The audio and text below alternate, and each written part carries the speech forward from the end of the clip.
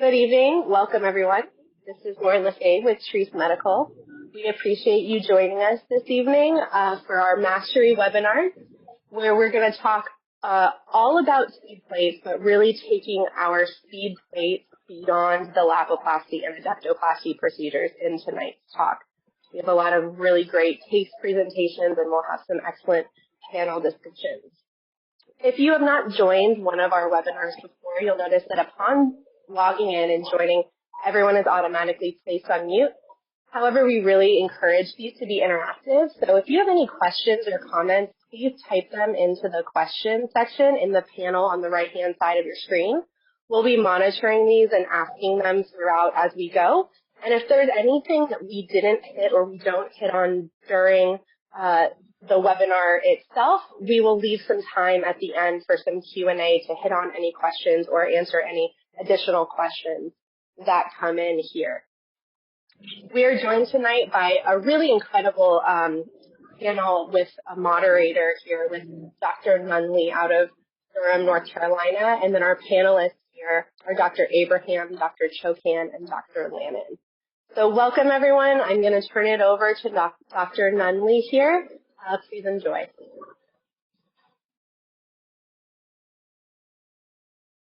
Hi, Dr. Nunley. How are you? Let's advance to the next slide, and thank you very much. So I'm going to give a brief overview of the SpeedPlate system, and then we're going to have case presentations by the three physicians talking about the various indications that they've been able to utilize the SpeedPlate for. So next. Please remember that the views and opinions presented by the surgeons are those of the surgeons only and do not represent the values or opinions of Treace Medical. That's important. Okay, so why the SpeedPlate? Well, for one reason, we wanted to be able to make the Lapiplasty procedure done through a smaller incision. So what we'd like to do is combine the strength of the plate with a compression in a device that's smaller and easier to employ. And that's what led to the development of the SpeedPlate. So as you'll see on the slide on the left, the SpeedPlate is 1.3 millimeters thick. Then we have the tines that stick down, and we'll go over in a few minutes the various configurations of those tines and how they actually give a dynamic compression. And they're titanium alloy, so there's no nickel in here, and you don't have to worry then about patients that have a nickel allergy. So you'll notice in that photograph that the tines are perfectly straight. And when they compress, you'll see that they move toward one another. So they come preloaded, bent toward one another. But what we do is we put the screwdriver in above, and as we go through the technique, show the screwdriver actually on the SpeedPlate. Yeah. You're actually able to compress those together and straighten out the tines, then insert it, and then once you remove the screwdriver, then the compression occurs. So the thing that you have to remember that's most important about the SpeedPlate is that it has to fit flush on the bone. For those who are members of this audience that have done a Lapiplasty, you know that the plates that we currently utilize are pre-contoured with a small bend in them. And they're designed to be put on so that they don't sit flush until you put the screws in, which then makes the plate go flush. That's not the case here. And if you have some space underneath the SpeedPlate, then you're not going to get the compression you desire. So it's critically important in the surgical procedure to utilize step one, which is the guide. And the guide, if you look at the bottom of it, it has the exact same contour as the SpeedPlate. So you want to put that on, and of course you've got the two holes there so that you can see where the osteotomy is. Yes, right there. So you want to be able to put that on and see that it sits flush, and if it doesn't, you need to use your ronger or your burr or something to make that perfectly flush. Then you want to insert the tacks and the drills. And we'll go over this. So this is the anatomic model that only has 2 prongs. So you'll put your drill through the 2 holes, and then you will take and push the 2 threaded rods together, which will then straighten out the tines. Then you can use the inserter to place it into the pre-drilled holes. And once you unscrew the basic screwdriver, then the pre-contoured anatomy pulls these together and compression occurs. So let's go to the next slide. So basically what this does is this combines the effectiveness of a plate and screws with a staple. And so it really is a device that can be used, as we're going to see, in multiple different areas. It does provide dynamic compression and will continue to compress across the fusion site. And initially described for the lapiplasty and adductoplasty, but I think you'll see in this presentation today that there are many, many more uses in the foot. So let's go to the next slide. So these are just some of the examples, and this is in the Treace brochure, and we'll actually go over those cases showing you exactly where they've been used. So next slide. So what's important here is the 2 different types. So we can have a discussion with the group about whether you want to use the Anatomic Quad, which has 4 tines, or whether you want to use the standard, which has 2 tines. You'll see that the Anatomic is longer; it's 28 millimeters versus the other, which is 18 millimeters. And you'll notice that on the Anatomic, it comes with 2 different lengths to the tines. So they're both 2.7 millimeters in thickness, but one's 13 millimeters deep and the other's 17. In our practice at Duke, we prefer to use the longer 17 millimeters, but that's certainly something we're going to be able to discuss. And you'll see on the 2-prong that it goes down 14 millimeters and 17 millimeters. And then we have appropriate devices to use for the insertion of each one of those. And so you can't make a mistake. We've got quad written on the one with the 4 tines and 18 written on the one with the 2 tines. So next slide. So at this point, I'd like to turn it over to Aaron to show us some of the cases that he's had an opportunity to utilize this. But before we go on, do any of the other presenters want to make comments about the insertion or their preference for the 2-tine and the 4-tine? Well, I just want to say that the SpeedPlates, for those of you who haven't used it before, they're exactly what they say they are. For me, it's definitely shaved time in the operating room, less tourniquet time, less chance for patients to complain of tourniquet pain. So we have a lot of smaller incisions. And, the good thing about the SpeedPlate is we get compression without taking any surface area, without taking, of the surface area, which we typically, have when we're using flag screws. So I don't know about you guys, but, when we're looking at that key instrumentation, there's that outer sleeve, especially when you're using smaller incisions. That can help you to move your soft tissue around.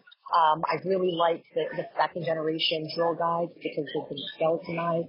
So now I can see my SpeedPlate placement exactly where I want it before, I implant my hardware under fluoroscopy. So I would say that this has definitely changed, my overall tourniquet time and how efficient I can be as far as in regards to fixation. So I've been very impressed in using it firsthand. I agree. I've been using these for about a year. I went for generation 1 to generation 2, but the best thing is that you can actually kind of make the area you want to place the screw or place the speed plate, make it flat. You can, the 2 areas should be relatively flat, so you can take down any bony bumps if you need to. And then the best thing is even when you kind of energize it or you take it out of the holder, you can tap down on either side. If one side is rising up higher than the other, you can kind of tap down the little bars that hold onto it, and you can get it just exactly right that you have it. But I agree. I've seen patients heal in 6 weeks after these speed plates have been applied. And I kind of attribute to, the amount of compression that you get with the speed plate. I totally can't agree more. I've seen that happen. That's enough testimonials. Let's go. Let's show the proof of the pudding. Aaron, you jump on and show us some of the fascinating things you've done. All right. So, like I said, I'm out of the Akron-Canton area. I've been, like I said, using it for about a year. So a few of my cases here, we'll start off with the first case. This is a 47-year-old female. Her main complaint, and maybe my x-rays could be washed out, but the main complaint is that she had this callus sub first that became so infected that she was septic in the hospital. She was referred by another podiatrist to see me for the fact that they couldn't get the wound to finally heal or to get this callus to stop getting infected. So truly, sub first is where her main problem is. So you can see her cavovarus, relatively varus in the heel in the calcaneocuboid view. But the main thing is that we try to do everything we could to get her out of the plantar flex first ray. So if you go to the next slide. So in her category, what we did is obviously a calcaneal osteotomy, but at this point we also performed a colostomy at her midfoot to at least get her first ray. I thought that she had more of a global type of deformity, so in my practice we went on with the colostomy versus just a dorsiflexury wedge osteotomy. Normally I'd probably throw a bunch of screws in there after taking that large wedge that goes across the calcaneoform, the navicular, the cuboid, trying to go across the midfoot and get that exact. Sometimes you just throw large bored screws in there, but even with her category, I felt putting speed plates in is, like you said, as Josie said, it is so much faster. It takes literally seconds to put these in, especially if you get it in the right, position. I probably could have put a third one across, but I felt that the compression was really great across those first two. So this is her immediate post-op. You can go to the next slide. So just showing, after 3 months, she's currently walking, and really I probably had her non-weight bearing because of the calcaneal osteotomy. I probably had her off for 4 weeks. I think that's probably the only amount I need to hopefully get compression across everywhere. But even at 3 months, obviously her arch has dropped a bit in the middle of the foot. Her first ray no longer creates problems with her deformity at that point. She really is now kind of across the midfoot, being more unified as opposed to where she was getting that varus and then having to compensate with the forefoot and bringing down the first ray. We did somewhat of a peroneus longus elongation or lengthening at the same time along with this, but you can see how her calcaneus is now straight. And so with the speed plates at that point, just really, even though the views may look a little skewed, I truly don't think we're in the navicular or in the TN joint at all, that it just feels so much stable. She really has no pain involved. So obviously doing osteotomies like that and maybe taking slightly less navicular to give yourself some space. And the good thing is that because there's such a wide bridge, you could either move it just a hair distally, a hair, proximally to get it exactly where you want it, from what I've seen, having these deformities and these osteotomies heal appropriately. We can move to the next one if you'd like. So what I've seen also with bunion deformities is the fact that not only when patients come in, they want to talk about Lapiplasty, is you also need to give them the idea that it's not just the forefoot that's the problem. There's also rear foot deformities that go along with it. So in her case, this is a 49-year-old female. She is a diabetic patient, well controlled. Again, for my patients, I'm probably doing A1Cs below 8. I think that it probably could obviously be tighter. As even patients at 6.5, they still have slow healing. But for our practice, I think it's relatively okay to go at 8. If you can see that their numbers don't really pop up above 150 or lower, I do always want it to have it lower. So in this patient, definitely fixing her midfoot Lapiplasty, but along with it, she needed a rear foot corrected. Probably more clinically, her rear foot was more out of place or subluxed and valgus. You go to the next slide, please. So intra-op, as we talked about with the the Gen 1s that we've used and the Gen 2s, obviously the biggest part is having the guide where you can actually see through a lot better, where you can actually line it up properly. So what I've seen is I do use either tricortical wedges for the Evans. I have used just cancellous wedges from another company, which at this point I do think that the most right now that I've seen you can go is probably a centimeter of a wedge without creating an issue. And again, are you going to get as much dynamic compression across an Evans? Because if that wedge is there, it's going to squeeze slightly. It's not going to move those tines as much as we normally would. But again, this osteotomy is inherently stable with a wedge. I normally in my years have never really fixated it because of the fact that there's either tendon irritation or perineal tendonitis that occurs. But honestly, because these are so low profile, I've been very happy with placing this. So in this case, I did tricortical wedge, and again, I only used one of them when you could actually do two as long as your spacing is appropriate. Next slide, please. So along with her midfoot, of course, we performed our lapiplasty, and then the screw I always like is the M1 C2 screw, which I've really found lets me go to sleep at night a lot more, so that I don't feel like the IM is going to come back as much. I don't lose as much rotation. I was a C1, C2 before. I've really stuck with the M1, C2. So the spation's about 1 month, and you can really see, obviously, her arch is significantly improved. You could say maybe too much, but I think she's relatively just fine. That's just in the eye and the beholder, right? So I think that her osteotomy is already starting to incorporate from that wedge. Just at that point, at this point, a lot of times we have our diabetics stay off for probably much longer, maybe twice as long. So in this category, I think she did do very well. And actually on the other side, I did her other foot previously to this one the exact same way, Evans lapiplasty, and I believe the only thing different is I didn't put a speed plate across the Evans at that time. This was a couple of years ago, and she still went on to heal just fine. So that's a beautiful reconstruction. And the lapiplasty, this is one of the two techniques. So you've shown a perfect example. It's healed beautifully, but I think people just need to know that sometimes people would prefer to use the quad. Sure.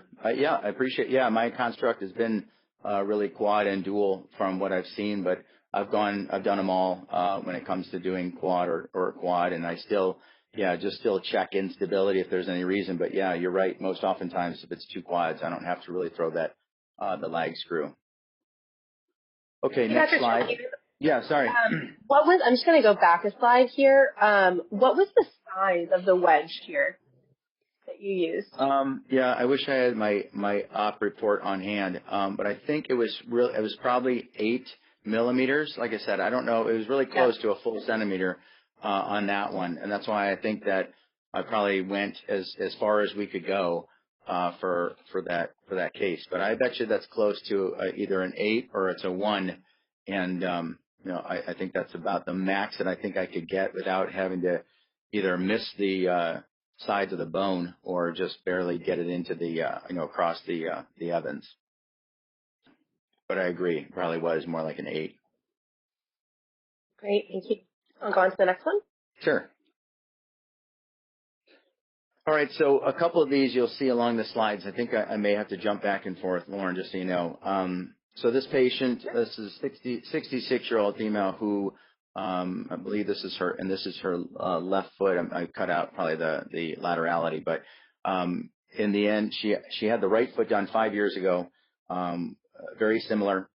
I did them slightly differently, but I did end up doing what you'll see I did on this foot as I did the right.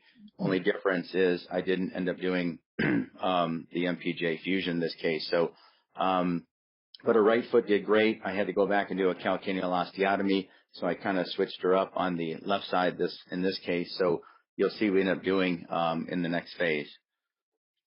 Go ahead one more if you could. Okay. So they're just out of place a little bit. So on the lower right, you can see in the what we did. Obviously, there's a lot to it. It's a triple arthrodesis. I used the subtalar joint wedge in this category only because I wanted to get her truly out of her valgus deformity. And then, like I said, on the other side, I end up having to do a calcaneal osteotomy. So the best way that I could see without having to really go back into that because her valgus was so significant, or I just needed to add some more, I did throw a lateral wedge in there. Personally, I've seen metal grow into bone a lot better sometimes than bone on bone. So I placed the truss in there, and then I did the TN. She in this category is, I think, about 4 months out on the lower one. And then if you could, so the biggest thing I see on this x-ray that she's struggling with is the fact that I almost either overcorrected or she's getting a lot of forefoot varus in which she stands and her entire first ray just lifts off the ground. So the problem she's having in this case is that I needed to get her first ray to get back down to the ground because she just felt like she was just unstable and kind of holding her foot in a more supinated fashion. I didn't think her heel was really out of varus, but slightly could have been a change there. So if you could go back one slide, Lauren. So in what we ended up doing is the fact that her Lapiplasty was healed. I felt comfortable taking out her hardware after we did the CT scan. And in this case, I was just going to go back and do a cotton. Again, could I use a wedge? Of course. I went on with using the truss that we had used along with the SpeedPlate across. This again was going back to that size being an 8 millimeter. I think again, as you said, Josie, it's probably the right size. I think it worked for the span of this foot. I did have an AP that showed it, but I don't know if we had that in the slides. But let's go back then. One more slide, Lauren. I'm sorry, go forward. That's my fault. One more. So this is the final. She's only 2 weeks. I mean, this case was literally only done, less than about 3 weeks ago, and at least get a picture of her. So she's doing great. She's obviously non-weight bearing for maybe a few more days, but that's it. I'm already starting to let her be in her boot. She's really started to see a difference that her foot sits better. And I think just the stacking in the metatarsals is definitively better on the x-ray there. So this is kind of which way we went on that one, even though it's a lot of hardware. She seems to be just fine with both of them, and the fact that we're able to use the speed plates across the truss and the cotton was a benefit for her, just to hold it steady. And you used 2 of them for the MP Fusion, and that looks nice too. Yeah, honestly, I've enjoyed the speed plates in the MTP. I've been working around doing, either, a speed plate and a screw or switching up to the 2 speed plates just to see which one really, works as long as there's enough skin. So I didn't. That's essentially just a staple at that time. I think I was using a company at that point and, threw in that when I truly now recently I just did an isolated TN fusion and did a screw and a speed plate. And I've been using way more speed plates on my TNs now than anything else.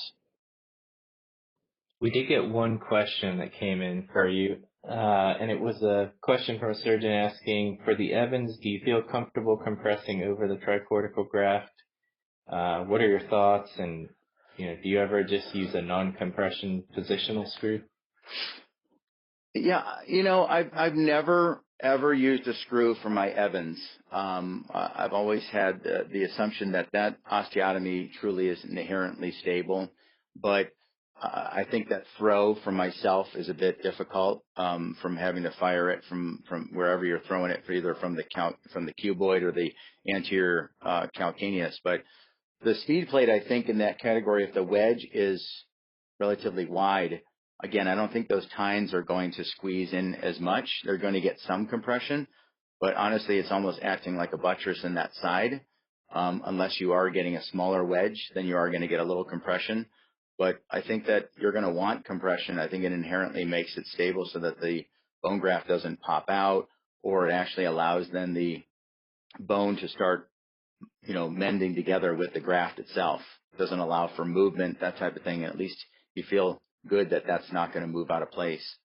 So I haven't really thought that that's really not an idea that's not going to cause any issues with that tricortical wedge. And I'm going to agree with what you just said because I've used it for an Evans. I haven't felt that it was overly compressing along my osteotomy site. So if we're looking at this as a 1 month post-op, you're going to appreciate the amount of osseous tuberculation you have across your bone graft in addition to your osteotomy. So I think that's pretty impressive. Thank you. I agree. Okay, I think we got a lot more cases. We need to press on. Yeah, I didn't want to stay too long. All right, perfect. Well, thank you, Dr. Landon. So, I'm here in Tampa, Florida, and I have a couple cases to show. It just kind of echoes a lot of what we've already heard before. You know, when looking at the speed plates. Is that one of your Buccaneers? I wish maybe, but no, far from it. Maybe an ex-Buccaneers cheerleader here about 45 years ago. But so this case here, this is a 67-year-old who lives north of Tampa. She's an equestrian and runs a horse farm. And she comes in. She said, "I saw the lapoplasty brochure. I think it's time for me to get my bunion addressed." And so I said, "Well, does the rest of your foot hurt?" She's like, "Yeah. As a matter of fact, I get all these calluses in the middle of my foot. Why is that?" And so we kind of had a heart-to-heart discussion about what she actually needed done here. But you can see here from the x-rays just how her AP mirrors angle, how wide that is with the long torn spring ligament there. She's got hypermobility through the first TMT joint with that plantar gapping of the first TMT there, along with her bunion that has progressed and gotten worse. And then, you know, she's got really bone-on-bone arthritis across the midfoot too. And despite me questioning her, did not want that addressed, had no problems. She says she had no pain there, which I find hard to believe. But if you go to the next slide, I had discussed with her a triple arthrodesis.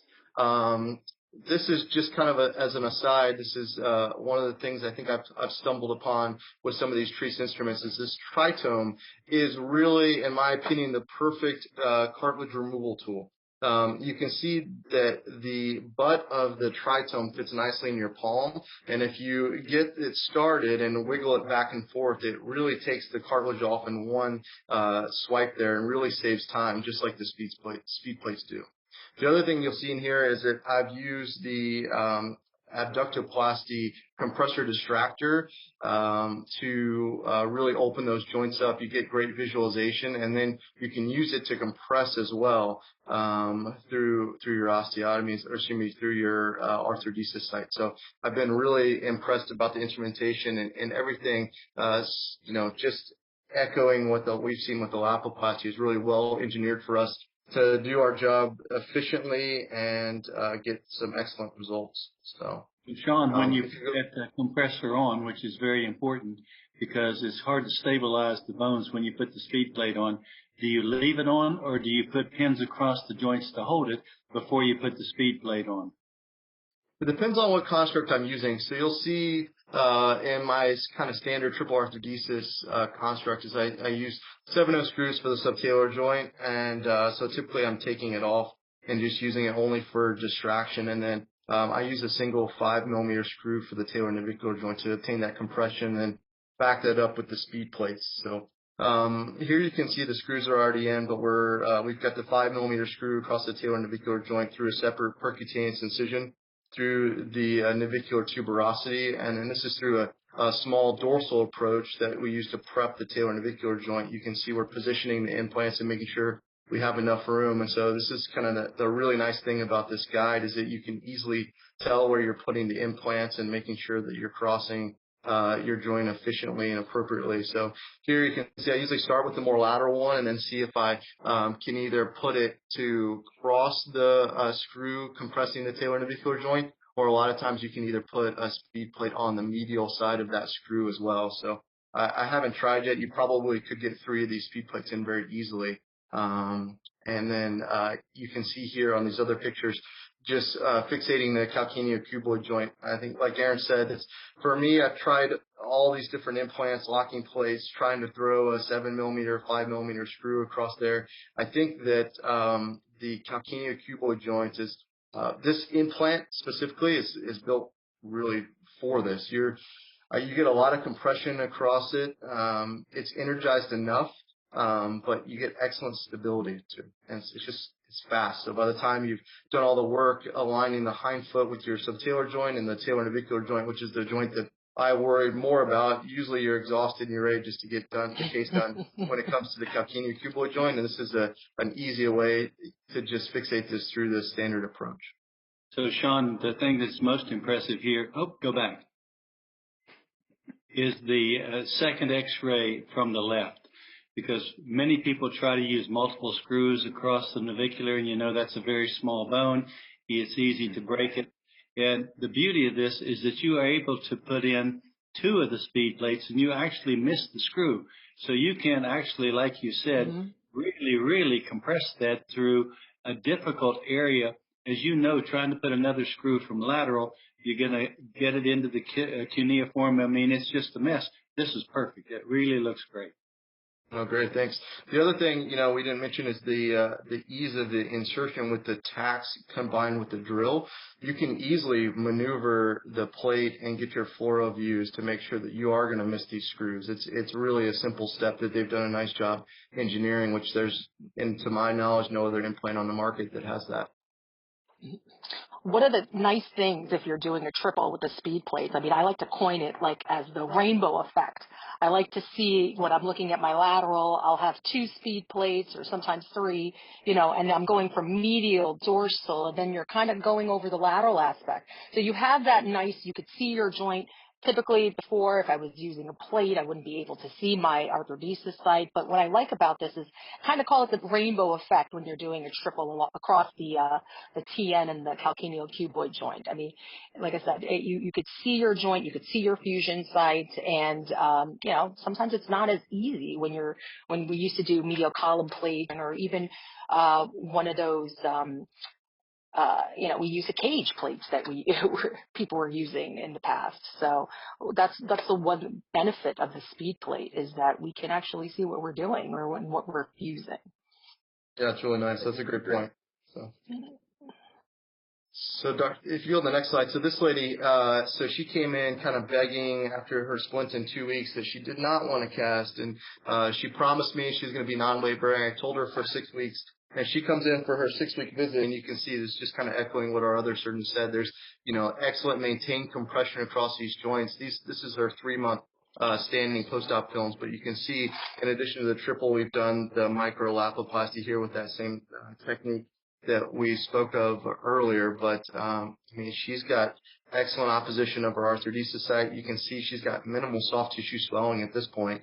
And really is doing well. So I've been really impressed about just how the soft tissues have handled around these in the postoperative period as well. Great case. Thanks. So here's just one more to add. So this is a 75-year-old gentleman who came in. Here you can see the spring ligament and posterior tib is kind of long gone with that degree of forefoot abduction. On the AP Murray's angle there. The lateral doesn't look too bad as far as the sag and the medial longitudinal arch, but you can see we need something powerful to correct and bring his foot back around. And so if you go to the next slide here, you can see this is just another example of the triple construct. But here you can see the typical construct. In this one, only put 1 speed plate across the talar navicular joint, but you can see this. He's already 8 weeks out, and it looks like the talar navicular joint is well on its way to fusion here. And so we started weight bearing here at 8 weeks, and overall the patient's doing really well. I was really happy. So just been very impressed, as far as the engineering goes and just the speed at which we do these cases. So it's taken, we can do in my hands, I can do a triple arthrodesis now in roughly about 50 to 55 minutes using these speed plates and these screws construct. I think the one we did yesterday, Dr. Landon, was like an hour. Yeah. I mean, that's become our standard, which is amazing. As you use these plates more and more, you just get faster and faster. So I think with that construct, with 1 screw and even a speed plate for TN is just as strong as not even have to put as many as you said. Even that rainbow effect when you kind of run out of spot to put it. I still love that screw and speed plate issue is really great for that TN joint. I'm kind of more apt to see if we could ever throw one in that subtalar joint laterally. See if there's anywhere to even add more to that, because even with 2 screws and subtalar joint, it's still, I don't know, I still lose it in some of those cases, you know. But yeah.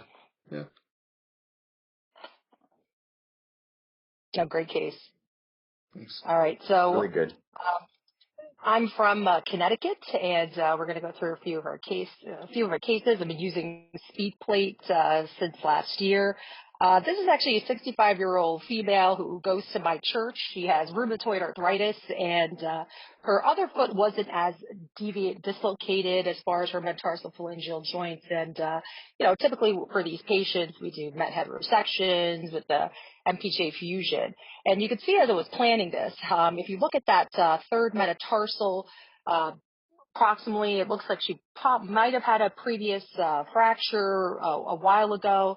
So as I was planning this and looking at this case, there was an article last year in JFAS published by Christopher Heyer talking about metatarsal neck osteotomy. So if you made your osteotomy, in the direction of your deformity of the digits, you can kind of realign your metatarsal phalangeal joints.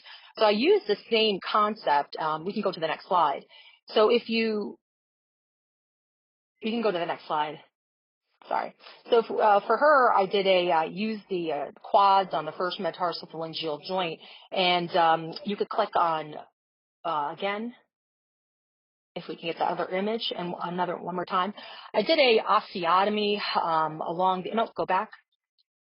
the third metatarsal, where I took a wedge out of that metatarsal apex medial to realign that third ray. And you can see how the third metatarsal phalangeal joints kind of was more in a rectus alignment. I used our peak implants along the second and third metatarsal phalangeal joints in addition to doing a while osteotomy. We can go to the next. So we've got a question about that, because it's very difficult to stabilize the distal metatarsal and allow you to put the SpeedPlate in. So either you have to have 2 assistants, or did that 1 K-wire actually hold it so that you could drill and then hammer it in? Because that's a little bit of stretch there. So if you see at that C-arm picture, I did my osteotomy and then I closed it down with my K-wire, and I had that hold it in place and put my SpeedPlate over to hold it down. So that's my question. The K-wire was enough to stabilize the distal metatarsal so that you could drill and tap it in. Correct. Yeah. And I didn't need a second K-wire because to hold and to prevent my distal segment from translating planarly. So I think that that's important as well when applying SpeedPlates, especially if you're using it for lesser metatarsals and for fractures, is that you have to apply it with a certain type of force. You can't overly exert it, otherwise you can planarly displace that distal segment if it's unstable. So that is an important point. Hey, Dr. Abraham, did you do any sort of bone graft on this case? I did not. I actually did for the first metatarsal phalangeal joint, I did use the fast grafter, and you could see that on the lateral. Yeah. Wondered if that's what that was. Okay. Do you use that in your MTPs? Not always, but if they're in this situation, I did because of her rheumatoid. So just as another question, it looks like you used 2 quads for the MTP fusion. How did you decide? Do you routinely use quads there, or the 2 prongs? So typically, I like using 2 doubles with a 4-0 partially threaded screw. I wanted a stronger construct, therefore I wanted the quads. So I've tried it with a dorsolateral quad with a medial double. I played around with different constructs. My go-to is 2 doubles with a 4-hole headed partially threaded screw. So that's what I typically use. Aaron, jump in on this, because I think you showed just using 2 singles. How do you decide whether you're going to use the quad at this level or whether you're going to do the 2 singles? Yeah, I've done a lot of the. I think doing the dual. The only issue with the duals that I've done, and maybe it's obviously based upon the long tines and the short tines, and sometimes I rely on my the people in my room, my reps, to know which ones I'm going to need for that day sometimes. But I do think that the issue with the duals is you do have to just stagger them slightly off from each other, because I do like to do either place them at 45 degrees. I guess you're going at like 10 and 2 if you can, or if you're going to go straight 90, which is usually a lot easier, is going dorsal, lateral, and then kind of keep it away, and then you might have to stagger the other dual just slightly off, or those tines will kind of bang into each other. And I've seen that with the quad and the dual also. But I think the duals for me work just as great, and I don't have to throw any screws in there. But like I said, I've been trying to try different things with either a screw and one speed plate, or we do the two speed plates. Of course, has been pretty quick, just in general, to make it faster. There was a question. Do you use the longer tines or the shorter tines, or does it depend on the patient? It definitely depends on the patient. Sorry, go ahead. Yeah, no, I think for the first MPJ, definitely shorter. But I will say when I've used two quads, depending upon where your placement is for your medial quad, it has been more prominent. So I had to have taken that out in the past, which is why I like to use a 18 by 14 medially. I think when I do a quad and Go ahead. I'm sorry. When I'm doing a quad and a double, I'm doing 10 and 3. But if I had to do two quads, I'm doing a 10 and 2 construct. Yeah, I agree. I think it's just mainly if you can get something as far lateral, then you have a lot more space medial to be able to do either the 12 and 3. But the easiest and quickest way, it's just that if you're going to do the 10 and 2, I think you just have to make sure you get enough bone in that flare, so you're kind of lining them towards that front part and not kind of grabbing and missing distally with your speed plate. So just kind of make sure you get it exactly lined up where it's going to land in the proximal phalanx versus missing that lateral side or that medial side of the flare. Yeah. So if there are no questions, we could go on to the next slide. So this is a 20-year-old male who was complaining of pain at the first metatarsophalangeal joint and the lateral hindfoot. And, when I was looking at his foot in these x-rays, you can see he has significant hindfoot valgus or forefoot abduction. He has a long first ray. We can go to the next slide.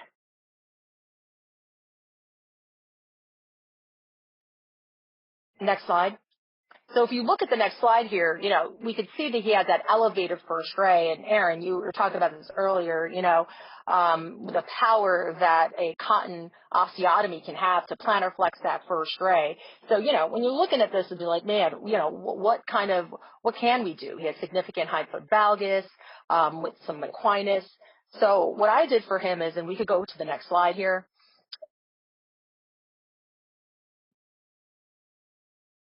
I did a gastroc resection, and I did a Evans calcaneal osteotomy. And for the Evans, in this situation, you can go to the next slide here.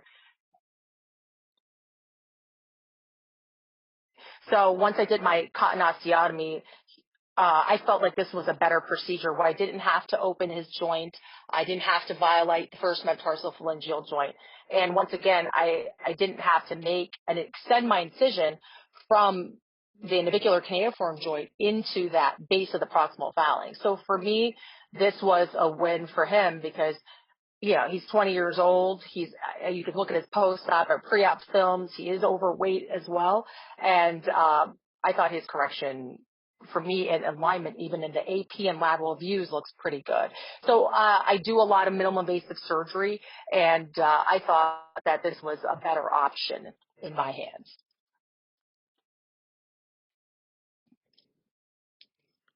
One of the great things in the SpeedPlate is that we can actually use the 2 millimeter fenestration drill in that kit, in addition to help with joint preps. So I know, mentioned tritome earlier.